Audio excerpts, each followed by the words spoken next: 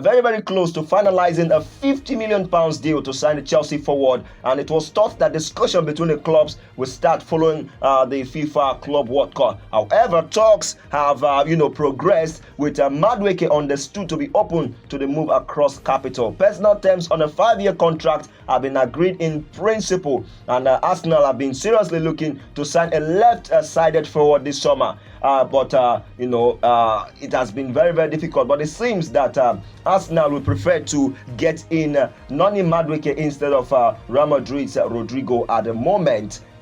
On the right wing, we have Bukayo Saka and Ethan Nwaneri. In other, signings that Arsenal have brought in this season, they have brought in Kepa Arrizabalaga. They have also brought in Christian Nogard. They have brought in Martin Zubimendi.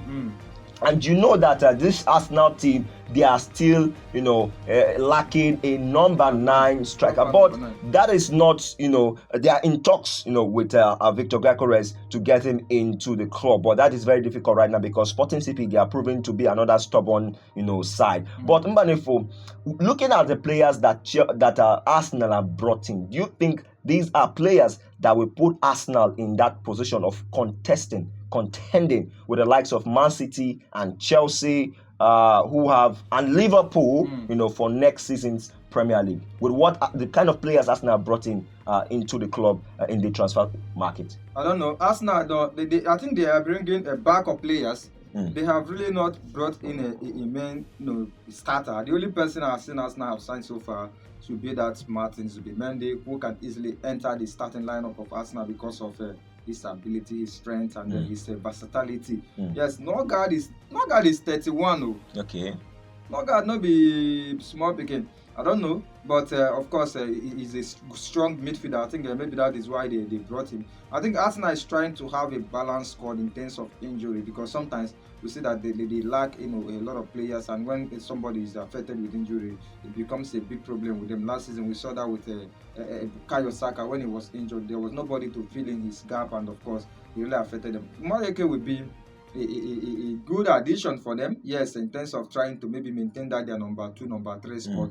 But in terms of winning the league, I don't know if I think they were thinking that Madueke will bring the FIFA Club World Cup back to them, and that is why they are trying to sign him, even though they knew very well that he's on a mission, trying to be focused on whether to be on the starting lineup or even to come from the bench and then deliver. And then they were busy balling him with that price and negotiation. Good one, they have agreed the terms for personal agreement and all. But the question is, you ask, is those players the kind of player that will help Arsenal to be among the contending team that will match up with Liverpool? Is it from your perspective? Is it yes or no? Are these players going to put Arsenal in that position of challenging for the title in the coming season? Rodrigo would have been a better option for Arsenal, but Noni Madueke is not a bad player anyway. Yeah. So for the expansion of the team, it will be a good one for them. For the expansion of the team, yes. The answer is yes. But in terms of quality, are they really not? They are not that too good quality for me, because everybody wants Arsenal to at least win the league. But the way it is now, they might not finish second or third this season.